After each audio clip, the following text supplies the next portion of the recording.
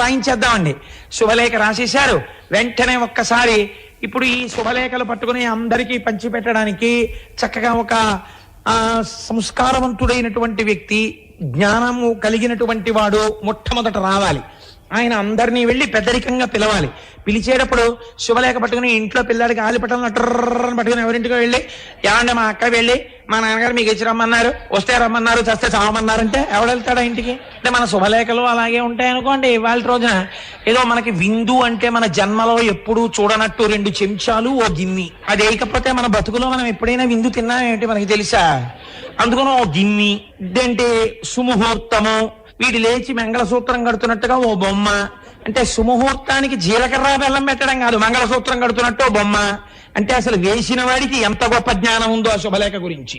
అన్ని సైడ్ హెడ్డింగులు, దేనికి వివరం ఉండదు, మిమ్మల్ని ఆహ్వానించేవాడు ఉండడు, మిమ్మల్ని నక్షత్రాలు ఏమనేవాడు ఉండడు, మీ ఆశీర్వచనం అడిగేవాడు ఉండడు.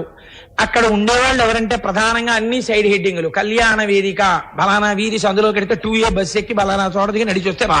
ఆ తర్వాత కింద సుముహూర్తము, బలానా డేటు, బలానా టైము. అన్నిటికన్నా చాలా ముఖ్యమైంది విందు కొంతమందికి. ఆ తర్వాత భోజనాలు కూడా చాలా పెద్ద హోటల్లో ఎక్కడైనా పెడుతుంటే కార్డు ముక్కొక్కటి క్లిప్పు చేసి కొంతమందికి, మళ్ళీ అందులో మళ్ళీ పంక్తి భేదం పెట్టి విందు నా బొంద ఓ సైడ్ హెడ్డింగు. ఇన్ని గంటల ఇన్ని నిమిషాలకి నువ్వు అన్నార్తుడవై ఆకలితో చచ్చిపోతున్న వాళ్లే వస్తే ముష్టివాళ్లు తిన్నట్టుగా వెళ్ళి ఇలా అడిగితే ఒకడు నీ చేతిలో చెప్పులు వేసుకుని పళ్ళెం పెడతాడు. ఆ పళ్ళెం పట్టుకుని నువ్వు ఇంకోటి దగ్గరికి వెడితే వాడు ఇలా సవ్యసాచిలా ఎడం చేత్తో అన్నం పెట్టి కుడి చేత్తో పప్పేస్తాడు. నువ్వు మళ్ళీ ఇంకో ఇంటికి ముష్టికి వెళ్ళినట్టు ఇంకో దగ్గరికి వెడితే వాడు అప్పడమో ఒడియమో వాడేస్తాడు. వేసిన తర్వాత అప్పుడు నీవన్నీ పట్టుకుని ఎవరైనా చూస్తారేమో అని దొంగ ఉండ ఎక్కడ ఖాళీ ఉంటే అక్కడికో మూలకెళ్ళి నువ్వు తింటూ ఉంటే ఏ అప్పడం కావలసిన వాళ్ళు నీ మోచేతికి తగిలితే ఈ పళ్ళెం కింద పడిపోతాయి. అక్కడి నుంచి మళ్ళీ మంచినీళ్ళు కావాలంటే ఎవరిచ్చే వాళ్ళు ఉండరు. ఓ బల్ల మీద ఉంటాయి తెల్లటి గ్లాసులతో, అవి నువ్వు కొంచెం గట్టిగా పట్టుకుంటే పగిలిపోతాయి, నొక్కుపోతాయి. అలాంటి గ్లాసులు ఎడం చేత్తో ఈ పళ్ళెం పట్టుకుని కుడి చేత్తో నీళ్లు తాగి ఇంకొంచెం నీళ్లుంటే ఎక్కడ పెట్టుకోవాలో తెలియదు, నెత్తి మీద పెట్టుకోవాలి, ఇంకా లేకపోతే జేబులో పెట్టుకోవాలి ఆ గ్లాసు. ఇంత గొప్ప విందులు మనవి. అటువంటి అప్రాచ్యపు విందు పెట్టిన వాళ్ళు కారు. భారతీయ సంస్కారములో పిలిచిన వాళ్ళని ఎంత అందంగా పెట్టాలో అలా పెట్టిన వాళ్ళు భోజనాలు. అంతేగాని మీ అందరికీ పాపం అన్నం లేదు, ఏదో మా అమ్మాయి పెళ్లి చేస్తున్నాం కాబట్టి వచ్చి పడి తినండి, అది అంటే అసలు అర్థం లేదు. నన్ను క్షమించండి, నేను ఇలాగా విమర్శించానని అనుకోకండి. ఒక పెళ్లి భోజనానికి పప్పు, కూర, పచ్చడి, పులుసు, సాంబారు, పళ్ళు, బొప్పాయి దగ్గర నుంచి అప్పడాలు, ఒడియాలు, ఏంటది హాట్ చాట్, అవి ఐస్ క్రీములు, కూల్ డ్రింకులు, నా బుర్ర నా బొలికి ఎందుకండి ఇవి ఎక్కడ పెడతారో తెలుసా మీకు? ఇది ఇక్కడ సంప్రదాయం కాదు. ఉత్తర భారతదేశంలో పెళ్లి చేసుకునేటప్పుడు ఓ పత్తాన అవదా పెళ్లి, సాయంకాలం 6ంటికి వస్తారు, ఏదో తింటాడు కాసేపు డాన్స్ చేస్తాడు, ఏదో తింటాడు కాసేపు పాట పాడతాడు, ఏదో తింటాడు కాసేపు భంగరా అంటారు. సుముహూర్తం వరకు వాళ్ళు సాయంకాలం వచ్చిన వాళ్ళు అర్ధరాత్రి వరకు ఆడుతుంటారు, పాడుతుంటారు.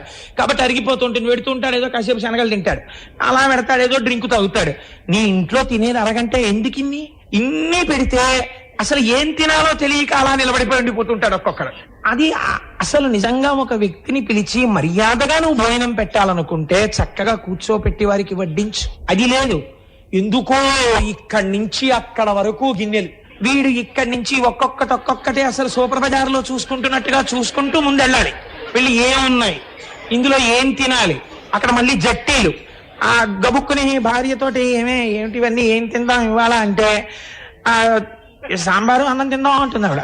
నీ మొహం ఎప్పుడు నువ్వు చేసేదే కదా, నేను ఇవాళ ఎక్కడికన్నా వచ్చేటప్పటికి పీక్కుపోతాడు ఎప్పుడు పెట్టనట్టు, అయితే మీరు వెళ్ళడట అని మొహాలు ముక్కులు ముడిచేసుకోవడాలు. ఎందుకు వచ్చిన అల్లరండి? ఏమిటో ఈ పెళ్లిళ్ళ గందరగోళాల అర్థం కానటువంటి స్థితి. సరే, ఇంతకీ అక్కడ మిమ్మల్ని అయ్యా మా అమ్మాయికి అక్షతలు అయ్యండి అని అడిగేవాడు ఎవరు ఉండడు. తినేసిన తర్వాత పన్ను పుచ్చుకునే వాళ్ళు రసీదు పుస్తకాలు ఎత్తుకున్నట్టు పుస్తకం పెట్టు కూర్చుని ఉంటారు అక్కడ. మీరు వెళ్ళి 2 చెవులు పెట్టుకుని ఆత్రేశార్చనానసా సామాశ్వాత్రయ ఋషయ ప్రవరాన్విత ఆత్రేశగోత్ర అపస్తంభ సూత్ర కోటేశ్వర శర్మ అహంభో వివాదయే అని మీరు మళ్ళీ కోటేశ్వరరావు అంటే 4-5 ఇంతకు ముందున్నారని ఇంటి పేరు చెప్పండి అంటాడు వాడు. చాగంటి కోటేశ్వరరావు ఏంటి ఇచ్చారు అంటే మీరు కవర్ ఇస్తే ఉండండి అంటాడు. తీసి 116 కరెక్టే కదండి అంటాడు. ఆ 116 వాడు డిజిటల్ చక్కగా గళ్ళు కూడా కొట్టుకుంటారు, 1000, 100, 10 ఒకట్లో అందులో వేసుకుని ఆ 1000 ఆ కవర్ మీ మొహం మీదే చింపేసి అవతల పారేస్తాడు. మీరు దాని మీద విత్ బెస్ట్ కాంప్లిమెంట్స్ ఫ్రమ్ ఆశీర్వచనాలు రాస్తారు. అవన్నీ చెత్త పుట్టకి. మిమ్మల్ని పిలిచి అక్షతలు ఇచ్చి వెయ్యమనేవాడు ఉండడు. ఒకవేళ మీరు పుచ్చుకున్న దంపతుల దగ్గరికి వెళ్ళినా మీరు అటుండి వెయ్యండి, మేము వీడియో తీయాలంటాడు. వాడి కోసం వెయ్యాలి, దంపతుల కోసం కాదు. మన పెళ్లిళ్ళు ఇంత దౌర్భాగ్య స్థితికి వచ్చే ఇవాళ తప్ప అసలు వైదిక సంప్రదాయం ఎక్కడ ఇచ్చింది? అలాన లేదు.